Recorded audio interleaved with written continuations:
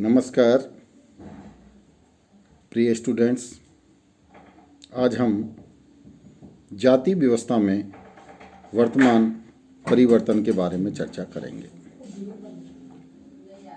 जाति व्यवस्था में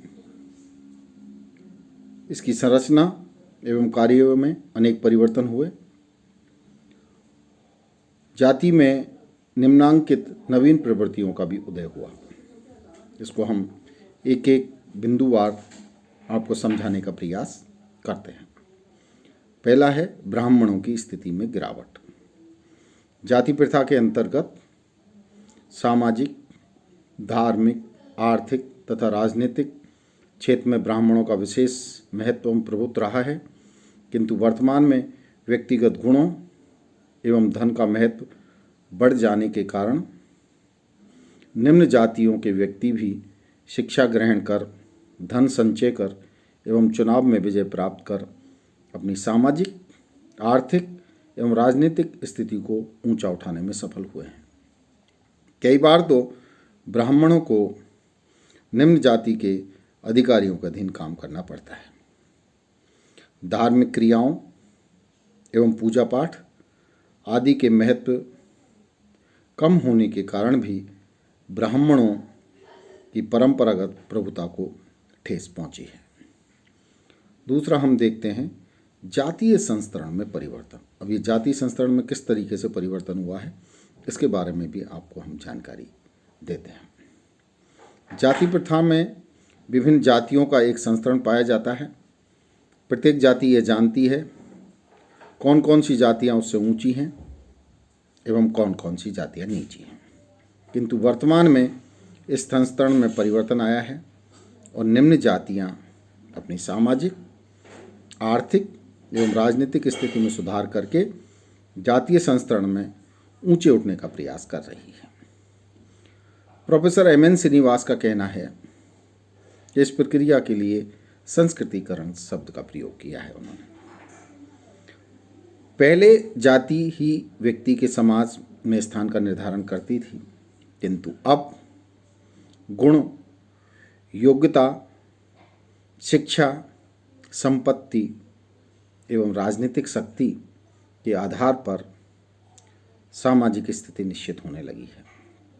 बड़े बड़े नगरों में अपरिचितता का लाभ उठाकर कई निम्न जातियों के व्यक्ति अपने को उच्च जाति का घोषित करने लगे हैं।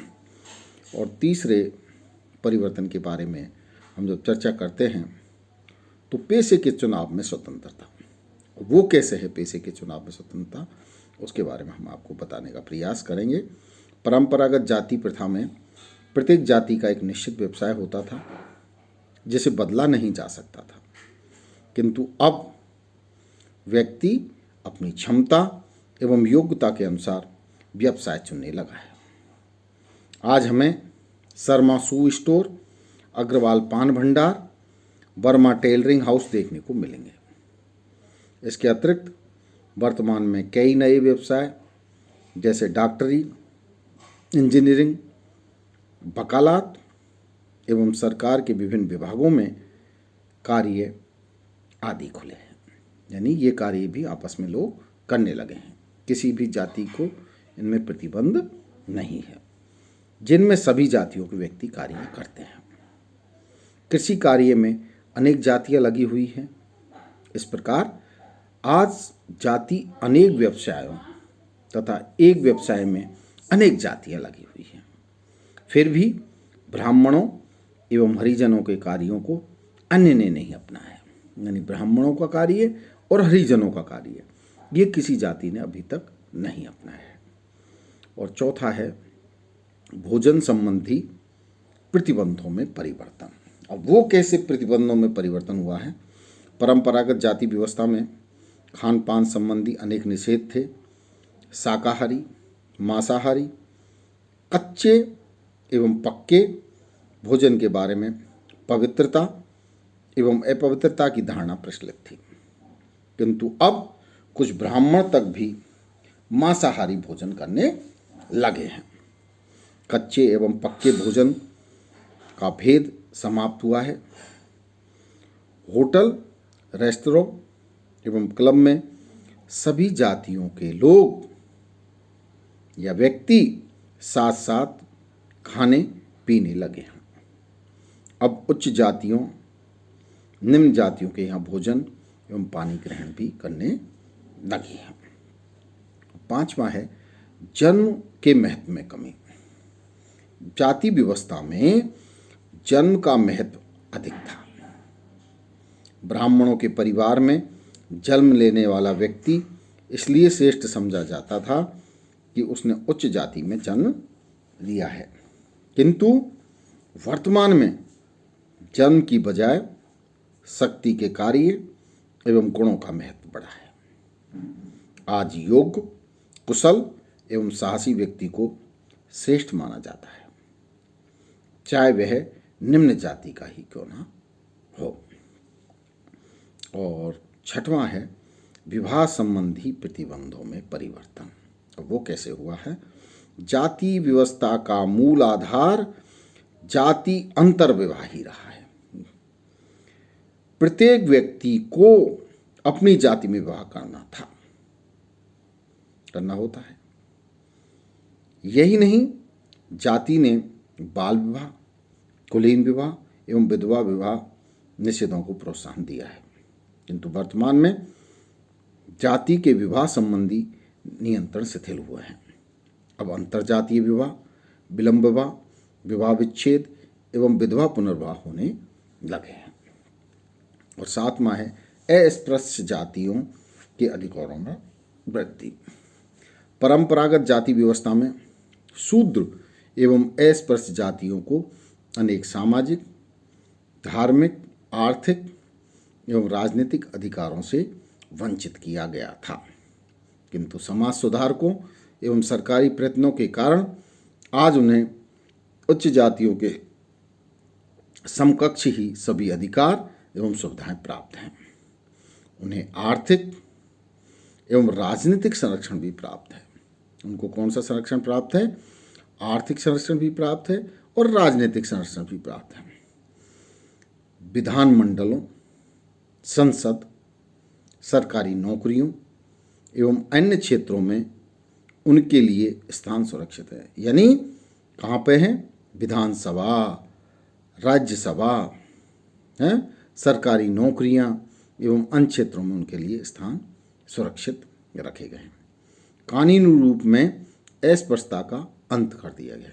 यानी कानूनी दृष्टिकोण से तो ये छुआछूत है, उसको अस्पृश्यता को संविधान के द्वारा समाप्त कर दिया गया। यानी कानून ऐसे बनाए गए हैं जिससे अस्पृश्यता खत्म हो जाए।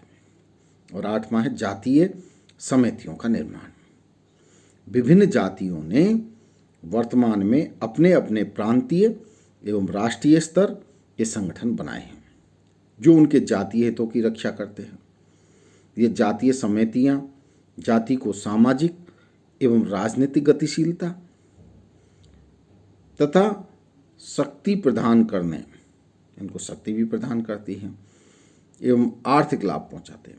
अभी जातीय समितियों का जो निर्माण हुआ है, ये जाति समिति क्या कार्य करती है? ये जाति समिति जाति को सामाजिक एवं राजनीतिक गतिशीलता एवं शक्ति प्रदान करने एवं आर्थिक लाभ पहुंचाने का कार्य करती है। और नवा है जातियों के बदलते हुए संबंध। वो कैसे? जातियों में किस प्रकार संबंध बदला है, इसके बारे में भी हम चर्चा कर लेते हैं कि जो जाति विधान परिवर्तन है, जातियों के संबंधों में किस प्रकार परिवर्तन हुआ है। वर्तमान में जातियों के पारस्परिक संबंधों में परिवर्तन आया है। पहले दो जातियों के बीच जजमानी संबंध पाए जाते और एक जाति दूसरी जाति के जाति की अपने व्यवसाय द्वारा सेवा करती। एक जाति दूसरी जाति को जो अपना व्यवसाय था उसके आधार पर उसकी सेवा करती थी। अब जजमानी संबंध टूटे हैं, यानी जजमानी व्यवस्था टूटने लगी है तथा राजनीतिक शक्ति को लेकर उनमें टकराव होने लगा है। यानी पॉलिटिकल पावर, यानी राजनीतिक सत्ता को लेकर भी उनके बीच में टकराव होने लगा है। शक्ति के नवीन संबंध पनपे हैं। सत्ता अब उच्च जातियों की हाथ से निम्न एवं बहुसंख्यक जातियों के हाथों में आई है। यह बात पंचायतों के चुनावों में स्पष्ट होती है। धन्यवाद।